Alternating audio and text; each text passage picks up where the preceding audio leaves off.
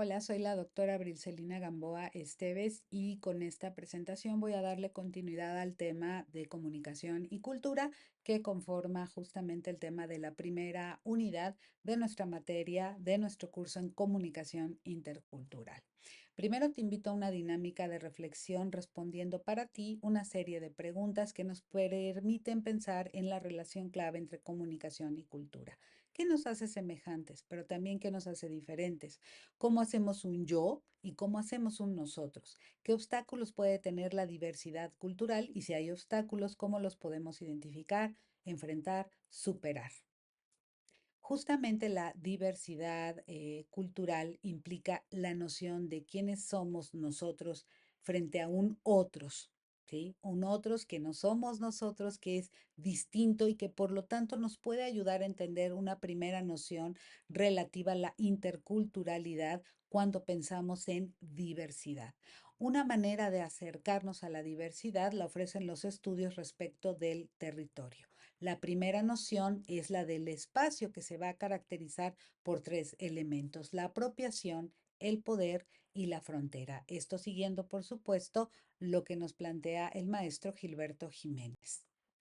La diversidad cultural, hablando de espacio, es una representación mediante un plano, mediante una superficie, líneas, rectas, puntos, que justamente nos van a dar como representación habitual un mapa, como lo puedes ver aquí en la diapositiva. Si tú te fijas, el poder en general se va a ajustar a esta sintaxis de espacio. Es decir, a partir de un mapa, porque podemos reconocer cuáles son nuestras fronteras y por lo tanto decir cuál es el territorio del cual yo formo parte y me apropio culturalmente de ese territorio, pero también voy a poder observar cuáles son las fronteras, en dónde empieza aparentemente, o dónde termina también aparentemente mi cultura, como para poder identificar territorialmente un nosotros y diferenciarlo de un otros. Y por aquí podemos comenzar a hablar de diversidad cultural tan solo partiendo de la representación territorial que ofrecen los mapas. Un ejemplo clave e interesante de los mapas, de esta representación del espacio territorial, es cómo se divide o se va a diferenciar.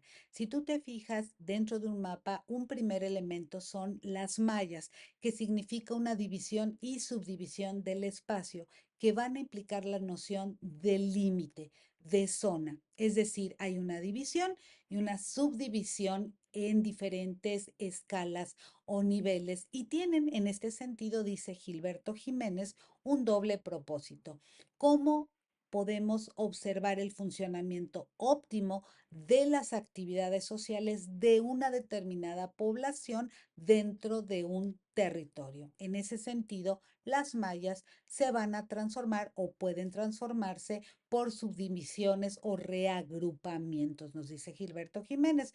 Una manera clave para identificarlos dentro de un mapa es justamente esta división, que tiene que ver por un lado con la diferencia territorial, por ejemplo, dónde empieza y termina un municipio, pero también dónde empieza o termina una determinada zona de influencia de acuerdo al lugar en que habitamos y al tipo de prácticas culturales y sociales que llevamos a cabo.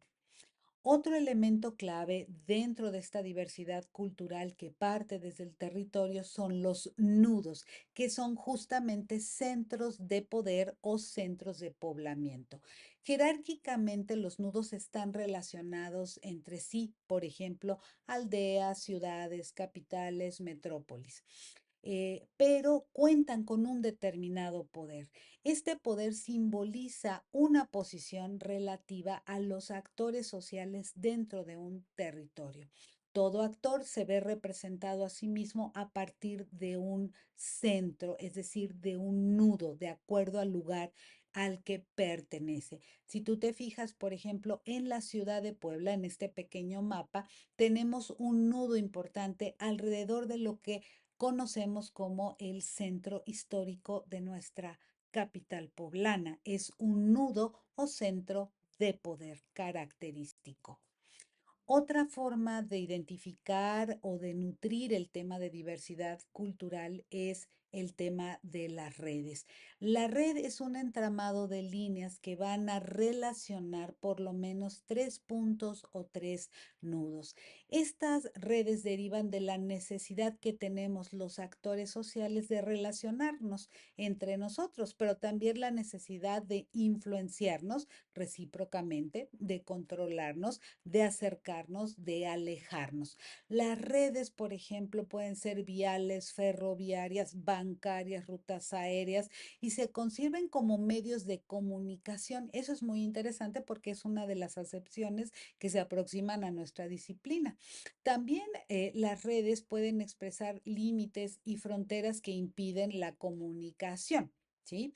En este caso, por ejemplo, si tú te fijas en este mapa turístico de la ciudad de Puebla, vemos que hay una serie de líneas que van a poner en común tres nudos, como puede ser, por ejemplo, el centro histórico o un poco más alejado, podemos encontrar la relación que tiene con la zona de Analco, que es parte del centro histórico, pero que guarda una distancia y que también es un nudo o un centro de poder y poblamiento distinto al del centro histórico.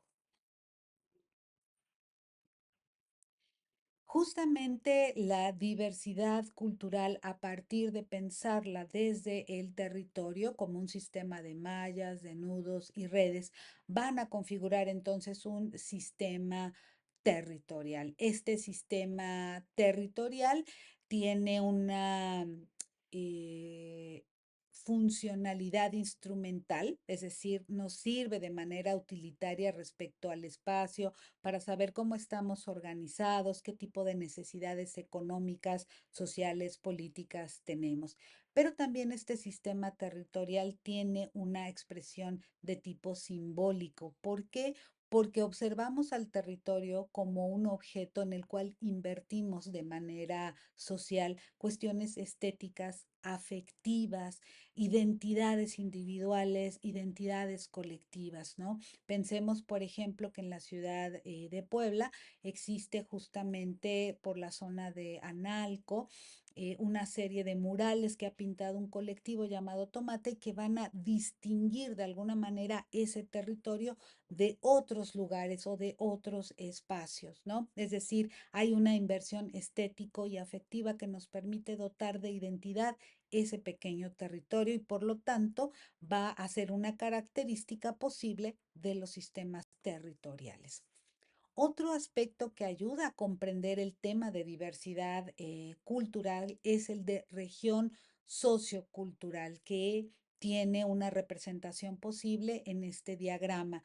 Podemos observar que hay regiones naturales si pensamos justamente en la consideración geográfica, pero también hay regiones homogéneas, es decir, hay unidades territoriales que se van a caracterizar por rasgos físicos, rasgos humanos. Hay regiones polarizadas, es decir, hay centros y hay periferias y hay regiones percibidas o vividas, es decir, nosotros tenemos una percepción del espacio basada en nuestra memoria como habitantes. Así, la región sociocultural podemos considerarla en primera instancia como un soporte de la memoria colectiva, como un espacio en que inscribimos el pasado del grupo y que va a funcionar como otro recordatorio o centro de memoria cada vez que hablemos de cómo percibimos la región, pero también cómo es que está polarizada, en qué se parece, en qué es diferente a las regiones naturales. Esto, por supuesto, siguiendo el pensamiento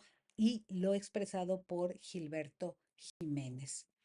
Nuestra identidad histórica patrimonial es otro elemento clave para entender la diversidad cultural. Si tú te fijas, a partir del concepto anterior, el de región sociocultural, podemos comprender mejor el concepto de identidad regional. Siguiendo a Gilberto Jiménez, podemos reconocer tres tipos. La identidad histórica patrimonial, que se construye en relación con acontecimientos del pasado que son importantes para un colectivo, para un patrimonio sociocultural, por ejemplo, natural o socioeconómico. Pensemos en la batalla del 5 de mayo aquí en Puebla.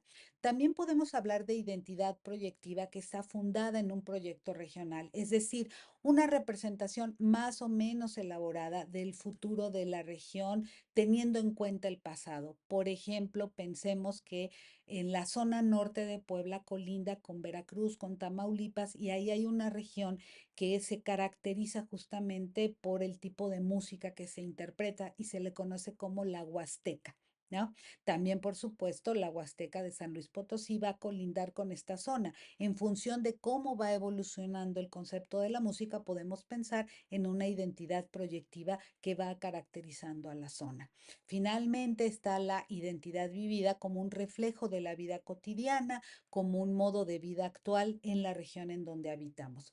Este último tipo de identidad puede contener elementos históricos, proyectivos y patrimoniales, cómo vivimos, cómo nos identificamos, y con esto cierro el tema sobre diversidad cultural.